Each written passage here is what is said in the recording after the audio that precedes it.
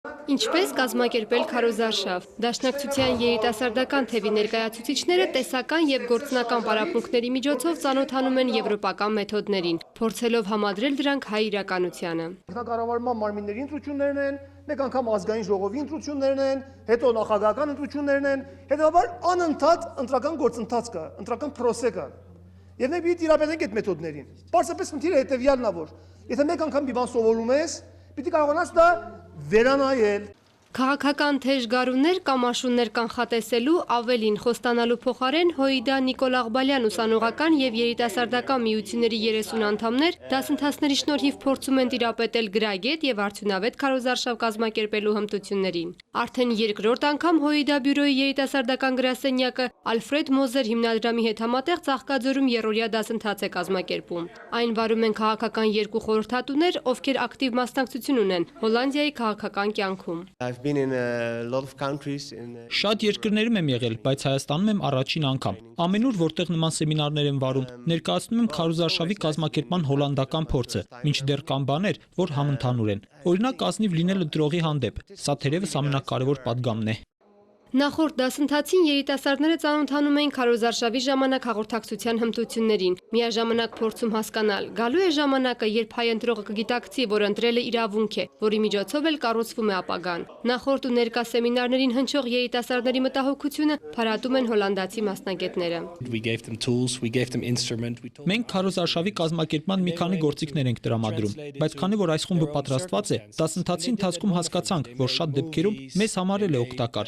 Ստացվեց նաև փորձի փոխանակում։ Հոլանդացի այս մասնագետները տարեկան 50 նման դասընթաց են վարում, հատկապես նախկին խորհրդային միության երկրներում։ Աշխատում են տարբեր լսարանների հետ, ներկայացնում եվրոպական, մասնավորապես հոլանդական փորձը, մատնանշելով քարոզարշավի կազմակերպման առանձնահատկությունները։ Խոստովանում են, հայ երիտասարդները պատրաստված են ու անսահման էներգիա ունեն, ինչն անհրաժեշտ է քարոզարշավի կազմակերպման ժամանակ։ Մեծ նպատակը ծանր աշխատանք է պահանջում։ Ցանկալի ու ինչպես նաև անհրաժեշտ գիտելիքների պաշար է սա, հատկապես քաղաքացիական հասարակության կերտման գործում։ Ընտրողի համար ավելի հեշտ է գնալ այն կուսակցության հետևից, որ ավելի պարզ է խոսում, հստակ եւ ճիշտ է տանում իր քաղաքականությունը։ Քաղաքական պայքարի մեջ մտնելուց առաջ պետք է ուսումնասիրել տվյալ դաշտը, անկեղծորեն մատնանշելով ներքին եւ արտաքին վտանգները, բաց չթողնելով ուժեղ եւ թույլ կողմերը, հնարավորություններն ու սպառնալիքները։ Հոլանդիայում խորհրդարանական վերջին ընտրությունների փորձից ելնելով մասնագետները ներկայացնում են իրենց ձեռքբերումներն ու ձախողումները Հոլանդիայի սոցիալ-դեմոկրատական կուսակցության քարոզարշավի օրինակով։ Քննարկման նյութը մի քանի րոպեում դառնում է գործնական առաջադրանք եւ երիտասարդներին համախմբում մեկ սեղանի շուրջ։ Լուծումները միանգամից չեն տրվում, բայց ջանքերն ապարդյուն չեն անցնում։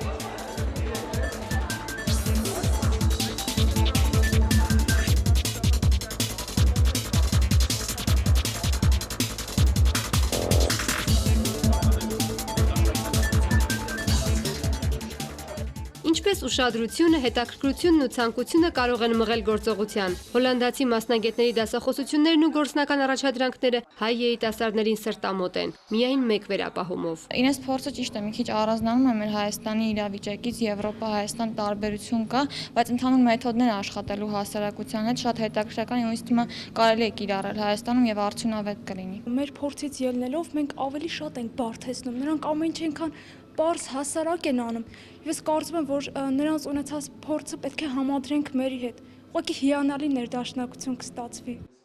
Խմբային աշխատանք եւ հաշված րոպեների ընթացքում երիտասարդները ռազմավարություն են մշակում, ուղերձներ գրում, կարգախոս ընտրում, թիրախային խմբերի հետ աշխատում, պայմանական ընտրողների հետ հանդիպումներ կազմակերպում տանը, փողոցում, աշխատավայրում, նույնիսկ քաղաքական գովազդ պատրաստում։ Նպատակը նույնն է, պարզապես դրան հասնելու ճանապարհներն են տարբեր։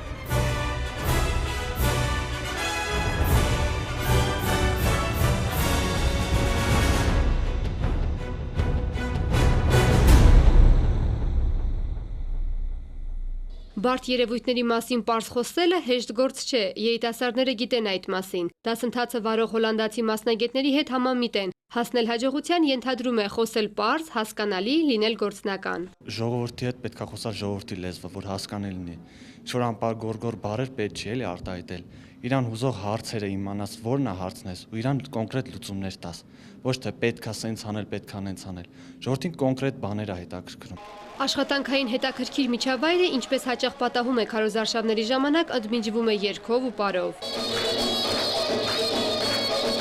Հոլանդացի մասնագետներին զարմացնում է հայ երիտասարդների կազմակերպվածությունն ու կարգապահությունը։ Մինչդեռ ՀՅԴ բյուրոյի երիտասարդական գրասենյակի պատասխանատուին ուրախացնում է երիտասարդների երկիրն ավելի լավը դարձնելու վճռականությունը։ Մի քանի քարացած կաղապարի վերածված արտադրություններ կան այսօր Հայաստանի մեջ։ Օրինակ, այս երկիր չի, կամ մեկը պիտի ունել գնալ, իշխանությունին ուզում է կանի, այսինքն այս տեսակ գաղափարներ, որ հատուկ սերմանվում է որոշ կենտրոնների կողմից սովորական բնակչության մեջ, որպեսզի կոտրեն մարդկանց կամքը, հուսահատություն սերմանեն, եւ մենք էլ այս հասարակության մեկ մասնիկն ենք։ Բնականաբար մենք էլ այդ կենտրոնների քարոզչության թիրախն ենք։ Եվ որոշ բաներ նստված կտվել արդեն մարդկանց ուղեղի մեջ, որ գիտես ինչա մեկը իմաստ չունի եւ այլ, դա այդպես չի, ընդհակառակը։ Բարձրացնել հայ ընտրողի գիտակցության մակարդակը։ ՀՅԴ բյուրոյի երիտասարդական գրասենյակի պատասխանատու Սարգիս Մկրտչյանը մասնակիցներին է ներկայացնում ՔՎՆ ուժը ընտրական իրավունքի պաշտպանության հասարակական շարժման ստեղծման նպատակը։ Որպես կուսակցություն ստեղծել ենք, առաջացրել ենք ՔՎՆ ուժը հասարակական շարժումը, որը պիտի գա մարդկանց մոտ բարձրացնելու գիտակցությունը, որ ամեն մարդ պիտի տեր կանգնի իր ՔՎՆ-ին, անկախ էմայից, որ այդ ՔՎՆ ում գտա, որ կուսակցությանը գտա։ Այս պահին կարևորն է, որ մարդը հավատա, որ ինքը ի վիճակի է իր կյանքի մեջ, իր երեխայի ճակատագրի մեջ բան փոխել։ Դասագրքային թվացող մեթոդները կիրառելի են նաև մեր երկրում։ Երիտասարդները հավատում են դրան ու պատրաստակամ են։ Դասընթացի ավարտին ՀՅԴ բյուրոյի երիտասարդական գրասենյակի եւ Ալֆրեդ Մոզեր հիմնադրամի կողմից մասնակիցները ստացան վկայագրեր, իսկ դասընթացը վարող քաղաքական խորհրդատուները շնորհակալագրեր։